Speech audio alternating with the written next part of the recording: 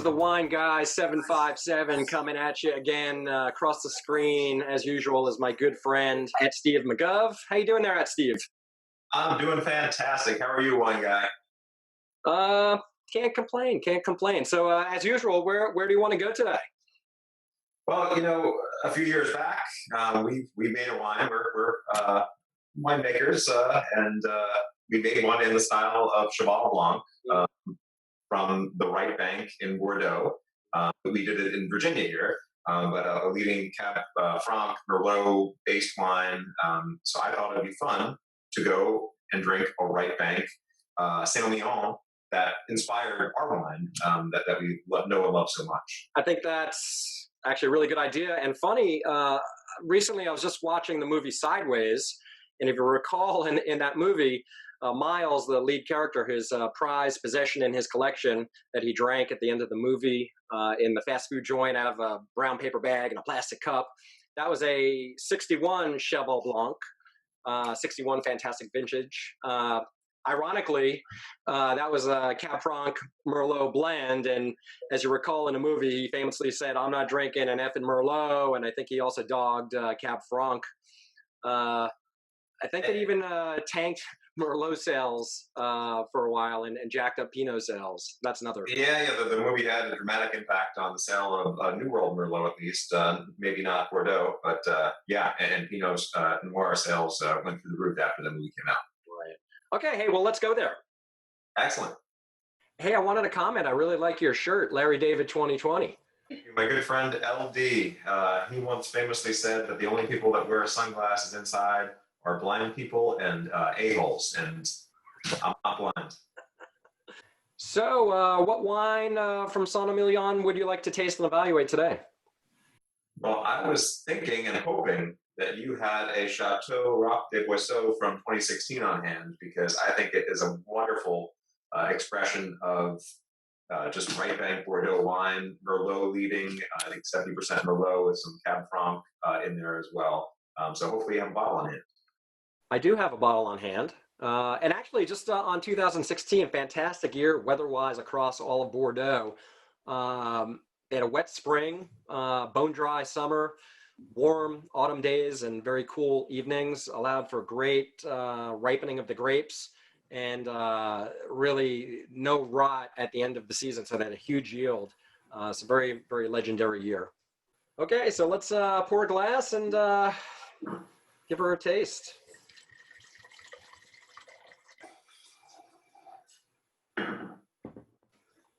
So I guess we could use the old master sommelier approach of deductive tasting format. I think that's fantastic. Yeah. Why don't we go look at that? So what are you getting on the site? I would say we're looking at medium to deep in terms of concentration. I agree with that. We're ruby in color. Ruby, I agree with that. How about the nose? Anything jumping out on the nose? Any faults? No faults. Clean. Clean, yeah. Moderate intensity. Moderate, yeah. I'd buy that. Age, it's probably developing. It's 2016, so it could probably lay down for longer. But and you can get that, yeah. Youth on the nose, you can get that for sure. A little red or black fruit? I'd say a combination thereof. I would too. You getting elephants? I smell elephants for sure, yeah. Now you're going to smell elephants because I just suggested elephants. Any mineral or earth? Very little on the nose. I would agree with that. More fruit forward. How about the palate? Let's dive in here.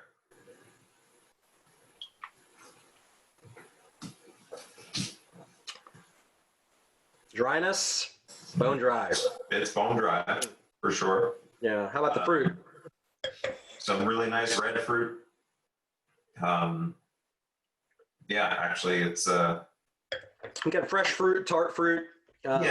Fresh to tart, somewhere in that. I'm picking up a little spice, a little pepper, which is probably from the Cab Franc, is what I'm thinking. Yeah. Which, if you recall, the wine that we made back in 2017 was predominantly Cab Franc, and it's actually the pyrazine in the Cab Franc, which is also in Sauvignon Blanc, that gives it that kind of pepperiness, otherwise described as cat pee. But yeah, I'm getting it in a good way. In a good way, in a good way. I think our wine is a little more green peppery. This is more spicy peppery. And then Yeah, I've more got some black pepper. mineral, some stone, which I think is typical of the soil and terroir from Saint-Emilion, the gravel, the sand, the limestone.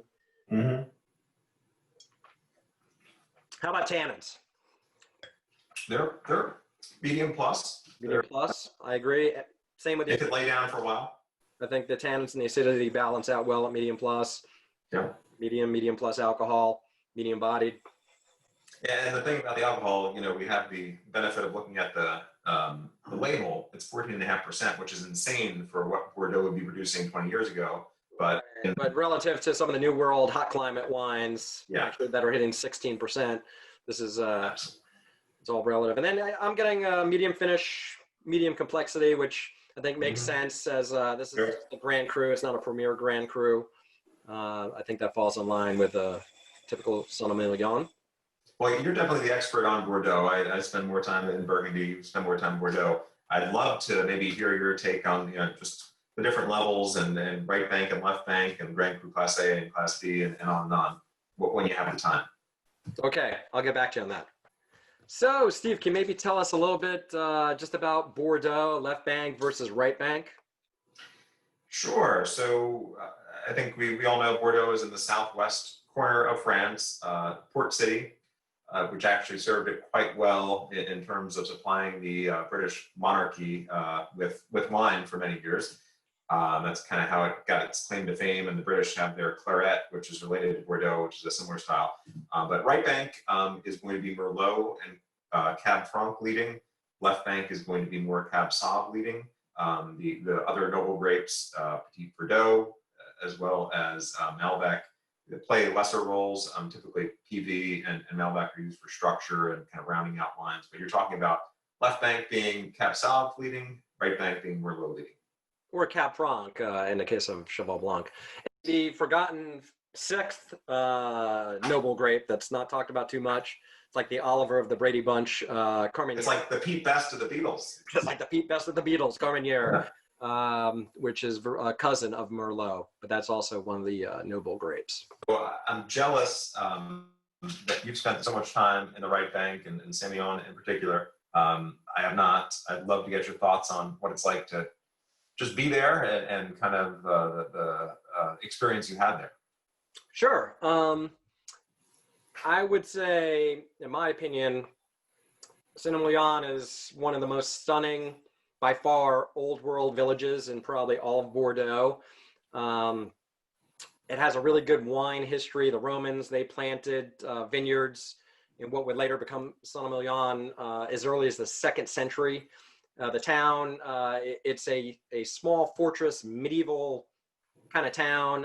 It's a UNESCO World Heritage Site with amazing Romanesque churches and ruins stretching all along the steep and narrow streets.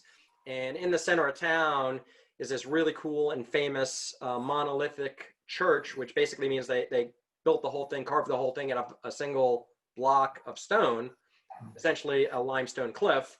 Église monolith, I think is how they pronounce it. It's one of Europe's only underground churches, and it was carved by hand by the Benedictine monks, which you got to be real committed if you're going to carve a church out of a mountain by hand. That's some serious stuff. So that site was built on the Hermitage site of an 8th century monk his name was Émilion, which the town later got named for. And the monks that followed him, they basically started up the commercial wine production in the area.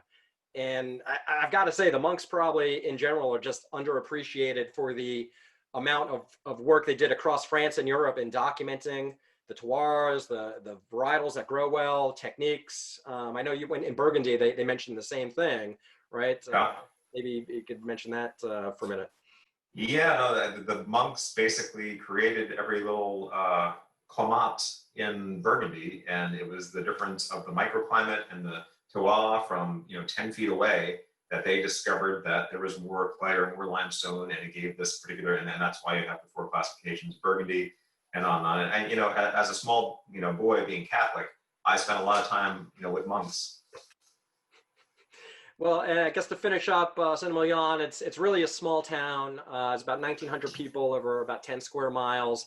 Yet they really love their wine. There's about 100 wine shops in town. And actually, I got a guy there, Greg at Yeah, the Bordeaux. guy. Hey, yeah. I got a guy everywhere. Yeah, he'll take good care of you if you need to. His name's Greg. He doesn't have a more Greg, French name. Greg, and he'll take good care of you.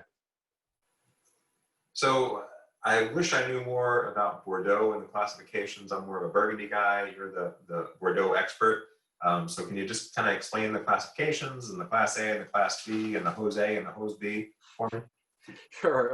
Unlike the left bank, where they had the strict 1855 classification, which really hasn't changed much, the right bank, they're a little more progressive, I guess is the right word, where they had the classification in 1955, and it gets adjusted every 10 years or so. Right now, there's 4 premier Grand Cru Classé A's, Cheval Blanc, Ausson, Pagis, and Angelus, pardon my French. The last 2 were actually added in 2012. Up until then, there were just the 2 premier Grand Cru Classé A's. There's 14 premier Grand Cru Classé B's, 63 Grand Cru Classés, and then about 200. Can you name all of those? I could, but in the matter of time and for our viewers, I will not name all 63. Sorry. There's about 200 Grand Cru wines, including what we're drinking today. Excellent. Thank you. Sure. So, Steve, can you maybe tell us a little bit about the terroir on the right bank, some of the soil types that they typically have? Absolutely. You're dealing with clay, limestone, quartz, and sand. It's quite a mix of soils. I think one distinction that's very important is that the right bank, where Saint-Emilion is more rolling hills, steeper inclines, whereas the left bank, Medoc in particular, is much more flat, which has an impact on the soil composition and makeup. As you go up the hill, also with the hill, you have the great drainage that they have in the right bank. So, and also limestone is a featured ingredient, you might say, in the soil.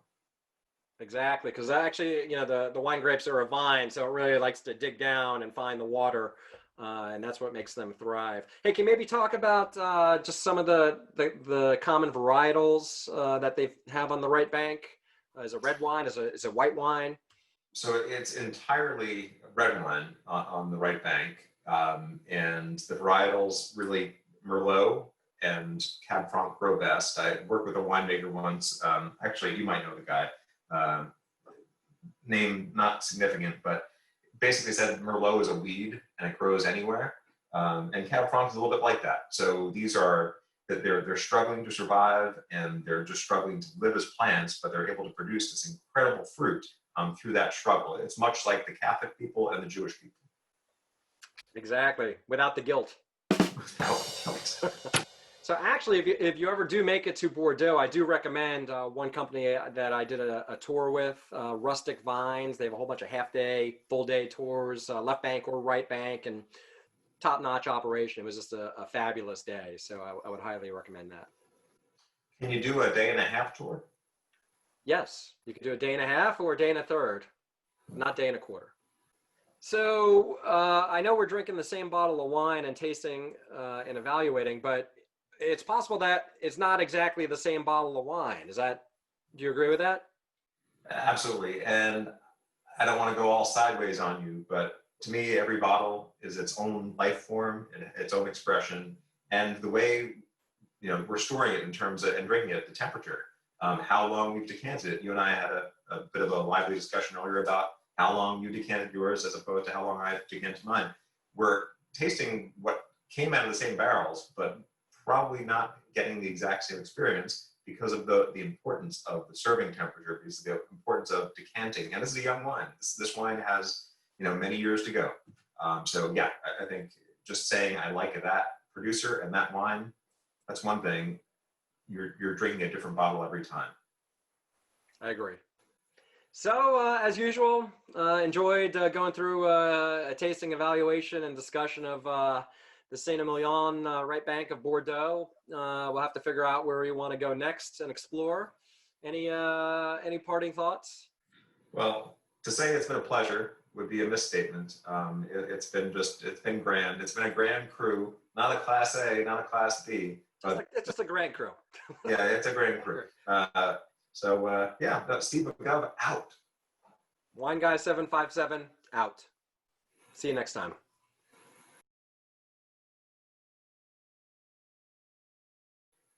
So I'm quite jealous to say that you've spent a lot of time on the right bank, Saint-Emilion, in Bordeaux, and I have not. But I'd love to get your perspective on it, what it was like being there, and how the right and left bank differ, and your thoughts on Saint-Emilion. Yeah, sure. I've got to say that there's a fly buzzing around here. Let's do that again. So I'm a little confused again. You're being the Bordeaux expert, me more accustomed to Burgundy, of the different classifications, the different levels of wine in Bordeaux. Sorry.